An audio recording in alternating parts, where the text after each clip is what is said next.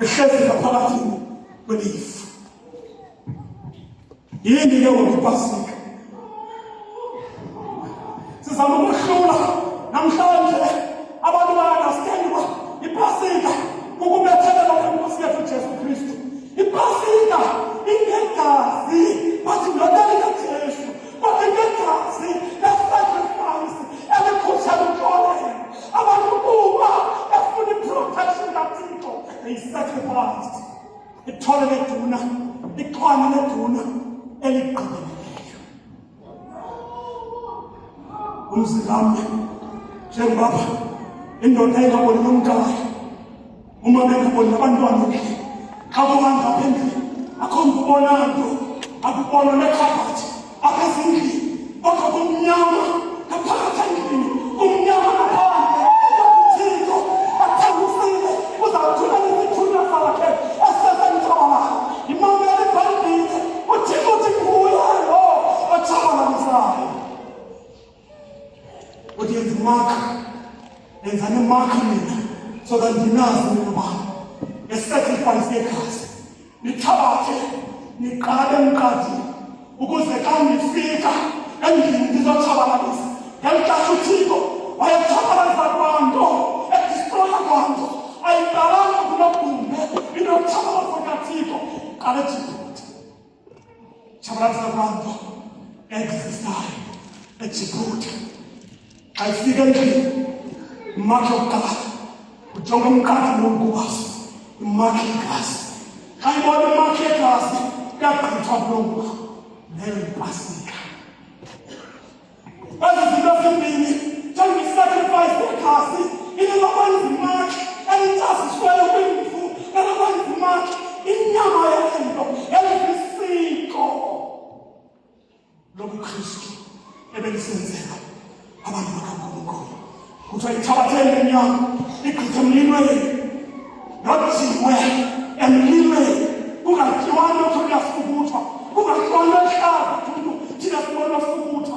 Elihlaza liyalahlwa, ilahlwa emlilweni, nayo yonke intyelela esuka kule mvu namathando wayo atshiswe, aphele emlilweni.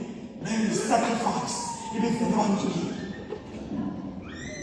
Ilapha endlini wasuka kuYesu, naye in honor of the message ethethayo. Uthi ke ngoba uthi lomsebenzi wenzela umthethelelo oyaba yinkumbulo kwisizukulwane ngezizukulwane, niqhubeke nisenze njalo unaphakade. Kwathi kwafika ixesha lokuzalwa kukaYesu, noYesu waqhubekeka esenza isiko. By the way, into eyenza i-confusion yile message yeJesuits ethi uYesu wayekho kudala izulu nomhlaba. That is a big mistake ethethwa ngabantu. Abantu besithi uYesu lo wayekho kungekabi. No, you're mistaken. Itheology yakhe wrong. uYesu shiyana noJohane unyana kaElizabeth, ngunyana kaZakaria. He's young actually, he's 6 months. Igama lithi Jesu aliqalanga ukubizwa kulo waseNazaretha. Thina sidibana naye xa uMoses enqongozela iintaba zaseNebo. Abangangeki wamvuma umntana wakhe. Le-challenge abantu bethu ababanayo yokukwazi ukuvuma umntana wakhe. uMoses wahamba ekuhambeni kwakhe wamvuma u-Aroni. Wabona Thixo nzulu ku-Aroni, wabona umoya kaThixo, wambiza ngegama elingaqhelekanga, wathi nguliwe isiwasi. Eli gama lithi Yesu yilanguage engeke yaseSouth Africa. But lo Jesu wabona ukuqala uMoses embona ku-Aroni, wambiza ngelo gama. uAroni wase uyayikhumbula balesi beBhayibhile, kuye kwademonstrate imfazwe eyayisiwa ngama-Israyeli. uMoses imi phezu kwentaba ethandaza, uMoses ejokelangeni athandaza. uMoses iBhayibhile yakho kangangendlela intense ngomlo uMoses wayeke aphakamisa izandla ethandaza kuThixo awina ama-Israyeli akuzithola edinini aluza ama-Israyeli. Phezu kwentaba uMoses emekhona. Yona nto ebalulekile lento yokuyi-understand into enyuka intaba xa sikhonza enkonzweni yethu. uYesu noKristu bantu bakuthi wahlukile uYesu kuKristu. Isitshiyelo seBhayibhile kalakhasi lilandula ukugqibela kukho i-dictionary encinci yeBhayibhile etolika into yoba igama ngalinye litolika ntoni. uKristu luthambiso. Uthambiso lwalukho because uthambiso lungthixo. Yingakho xa sithetha ngoThixo sikamthatha sifika sayanga uKristu nathi ngoYesu. I-problem understand uYesu nguKristu. uYesu kanguKristu but uYesu unoKristu. Yona iBhayibhile isithi ububani kuKristu usisigaba esitsha. uYesu waba kuKristu waba sisigaba esitsha. Otherwise uYesu hayi ngoku ngepasika demonstrate amabusile namagqobho elizwe ebetheke emnqamlezweni athi wopha umoya njalo ophayo. Umoya njalo omnyamayo emnqamlezweni. Ukuba nithi uYesu umoya, uYesu yinyama eyamkela uKristu yaphendula yasisigaba esitsha. Usisigaba sokuqala nguye owapha ifruit yokuqala enguKristu. Lesiphinda yokuqala yesipho esinguKristu. Isipho esinguKristu asingoYesu but saba kuYesu. Uyabona njengoba lapha bezibiza abaningi ezithuko zenu uthi ngumfene okanye ngumgcini ndibuye ngumgcini.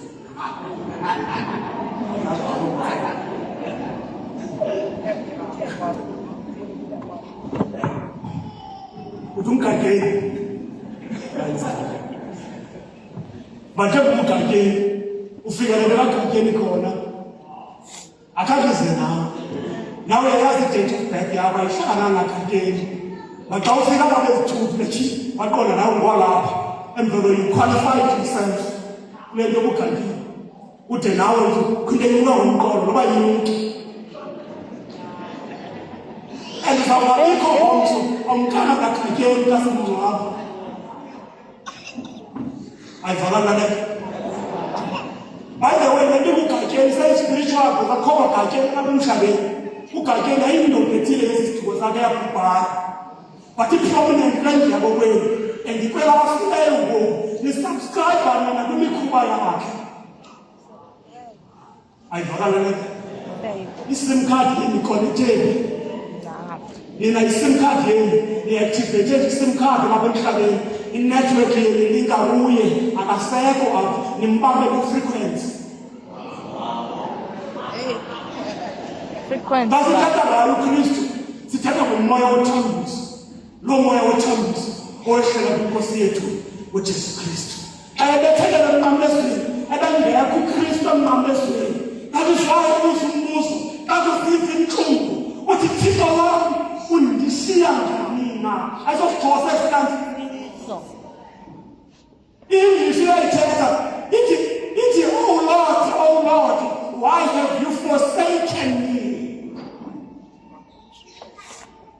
When you are forsaken, who can laugh at them? They don't know. What you can say, Nina, some light cover. That's what we say. English is forsaken.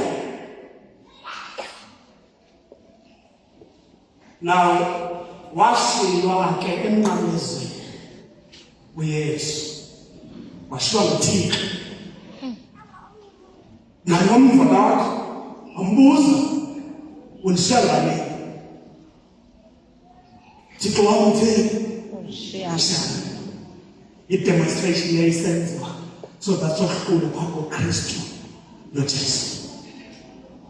uJesu indalo kaNkulunkulu eyazibalwayo. Umaxolo sewusile athi wazala umphethe ihlobo wesile uthi ithi wahlutshwa wazala ntontoni yabo ithi wahlutshwa phambi koPilato. Ngexesha aya kwezinkundla zokuthile emnqamezweni ugqitha ikhoti eziyi-3 inkundla agqithe kuyo kaFenkis wagqitha kwinkundla kaFenkis waya kwakaFesto xa isuka kwinkundla kaFesto waya kwakaPilato xa ifika kwinkundla kaPilato last night kubhalwe iphupha kumama uPilato uphuphile umama uPilato etolikela ngcono lento ngexesha aphikotha iverdict uPilato uphuma isigidimi sizise kancwadi kamama uPilato sifika sasigidimi angikayazi bakho umama uPilato umama uPilato bephuphe leso uzise iphupha ikhitshwa isigidimi vele letha lefunde xa ifunda sayidecide izawuthini xa igqiba ufunda ibe confused izawuthini because igwetywa lencwadi ithatha idecision yokuma kwibheyi uPilato abe careful kodwa mangacaci kundawoni makame kulalali xa ibheyi endleleni ihloba imigceyi ebanyana amephana caci ubheke left okanye ubheke right mentality uthi xa ize excuse athi izandla zami ndiyahlamba uthi ndiyahlamba izandla zami mna ndibona ityala kodwa kukuni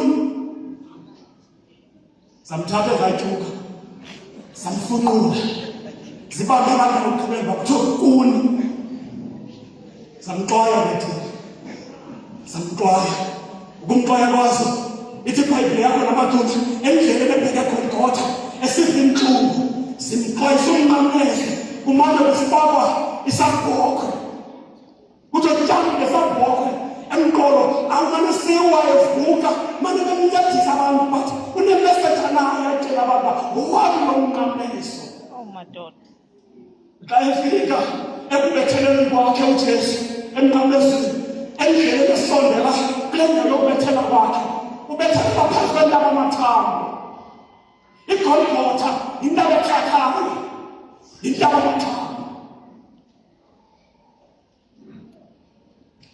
njengahamba pha enkindoda enosizi esihluthayo incedisa umnqamlezo but kule ncoko abayenzayo ibe namazwi athi kuthiwa inyathela khona ukuze ungabuva ubunzima bomnqamlezo lo mfo akubethela uyesu wahlala insuku uthi uNkosi usikhwehla owayephile enyameni uthi wahlala umzimba waphuza impukane ungahoyanga mntu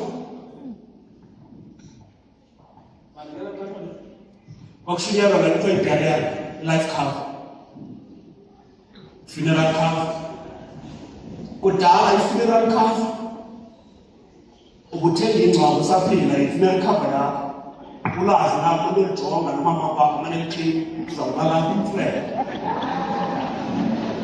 mane lilungise uthengile inenye ezinjengezi ezimhlophe namafutha azawuqala umzimba wakho gqibile ubheriyayo hlale pha udla ubomi bakho xa ugqibile uthela kusongelwa ngezinye uqhola umzimba wakho ufakwa pha uqengqelike bungcwatyelwe eqolombeni lirolo elitye yovala umlomo engcwaba vala phantsi bengagqunyanga mhlawumbi uzokhelwa kwindawo ezinto yile nto yabangela kube lula ngexesha likaJesu kwathanda amakhosikazi sizaliqenga babali elitye because bakufuna kususwe nje emlonyeni wengcwaba amangcwaba akudala bekungeneka ngenyawo ungene umkhola ebengenalo uyesu ingcwaba yena beshumayela ivangeli engenaburial engenanto wancanyelwa nguSimoni emngcwabeni encwanyelwa ngulayino lakhe ibile kaSimoni sithemba kwasekelele ngcwanyelwa nguSimoni wamnikelile izandla ndabona bezawuqala phantsi ke uSimoni aphinda ndikhangele ethi sacrifice uSimoni wama-understand uba uJesu ebeyi-sacrifice kaNkulunkulu for thina xa kungekho ndawo yokungcwaba wamnikela khe ingcwaba la message ithelwa ngo-Abraham uthi ndinikela indawo ngaphakathi emkhweni ngengcwaba umfikazi ninayo nani indawo into encane kuThixo wethu. Ndizawuhlala phansi bendiye ndathi kuni kubaba nantomama asizushumayeza uncokola besitonika ngento ezimbini. Ipasika levile siqale ngayo sayicacisa. Eli xesha sichaza ngokubethela kaYesu emnqamlezweni. Ithi iBhayibhile wabethela emnqamlezweni wafa wangcwatywa wavuka. Yenziwa ngezi date zePasika. Akakhange afike enze Pasika uYesu qha ubethelelwe ngantoni iPasika. Xa unosweleka ngalaa mini yezila likadadobawo wakho ayinanto yakwenza nezila lelokusweleka kwakho qha uswelekile qha idate osweleke ngayo ubiyezila. Awuzuqa kuthethwa ngayo mani kuthiwa lizila xa kuthethwa ngayo use ube ulizila lokhu kwakho kusekubenzisa. Ayivakale uYesu ubethelelwe ngePasika akazanga naPasika. But the reason which ubethelelwe ngePasika bayatsho nabefundisa abaphandle but bangayichazi bayintoni iPasika. That's why besiqala ekuqaleni besichazi bayintoni iPasika. But xa uyidla iPasika namhlanje sikhumbula lo mini wePasika. Thank you. I-commemoration yokubethelelwa kukaYesu yenziwa every month ePostini. Qho unika umthendeleko ukuthi ethabathudle lonke umzimba wami. Yi-commemoration every month usithi umthendeleko ukhunjulwa inkosi yethu Jesu Kristu. Ayikhunjulwa ngePasika. iPasika sikhumbula iPasika but izawuxa siyigqiba siyicacise iPasika siyenze sayigqiba siyihlanganise nomthendeleko ongcwele njengesitsho nancwadi eBhayibhile ukhunjuzwe but Bhayibhile nomthendeleko wakuthe siwutye engekabethela uYesu engazama kodwa zesithi umthendeleko ngale mini. Ayivakala iPasika eyilodwa but prepare yourself xa uzawuva iPasika kuthiwa nxiba imbadada eyinoba zizabana mhlawumbi ithi uconfuse ngoba wasuzikhulula awuzazi ukuzinxiba uthini. Imbadada kulaa language yetsholo sithi singabazalwane xa sizikhulula kuthiwa khulula inkathazo nentandabuzo but ngokuthatha nxiba athanxiba intandabuzo ayizezi yayo imbadada ezinto zinxibe kuthiwa tighten up imbadada zakho. Funeka ukhangele zona xa uphuma apha zintoni imbadada zakho ekufuneka unxibe zona apha njengeebhutsi zasemkhosini. Ezo zozinxiba imbadada ukuphuthuma isipho sakho uphuthume nobuntu obubo bakho. Ubuntu ayomikhuba yomntu but yilaa nto ye-humanity. Phuthuma imbadada zakho ithi ubhinqele. Ukubhinqela esiXhoseni yintlonipho. Ayinayo into ephinde ithethe nathi asizuyithetha ngendlela intlonipho because apha bekusenza isiko esikweni kuyahlonitshwa. Kubhinqela esinqeni umntu oziphamisa nje umqombothi kungekho nento engako nokuthi ukhele nemzi utshinga abantu ithi ukhele nemzi uyasibambezela ibhinqele besibeni iyothatha ibhekile kwesenzana inqele sithi bhinqela uyisele iPasika. Uzawuthi uyazi loo nto ithi hlonipha asithi iPasika. And ngeli xesha into ye-sacrifice edemonstreyithwa apha into ye-sacrifice njengoba isidliwa itshiswa ayonto ebayintshekele ihamba isiwa kwezinye indawo iphelela kule ndawo isenzela kuyo iphele kungabikho nto ngayo ngoba ekugqibeleni xa igqitya iyangcwatywa. That's why ezileni yawa lafreyimane emkhulu etyebile adliwa gqitye umnteni libala noba uphi lo mntu ebezozilela gqityela kananto ezingathiwa bhuti nantsi inkomo sikuzilela ngayo bhuti liyapha bafana lenza iziko bafana utsho uba iziko iziko ngapha iwe inkomo gqitye emveni koko once ibe phezu kwefele igqitye phezu kwefele akusekho mntu uhoya uphi lo mntu ebebiziyo ukuthi uyazilela ngumntu nenyama ipimela awunamela apha kaphosela apha iyapheka iyajini iyathwala ithambo libheke emlilweni xa kuphunywa kuqanda ubanje iteksi ezibheke eKapa ezihambayo umbuzo uphi ubhuti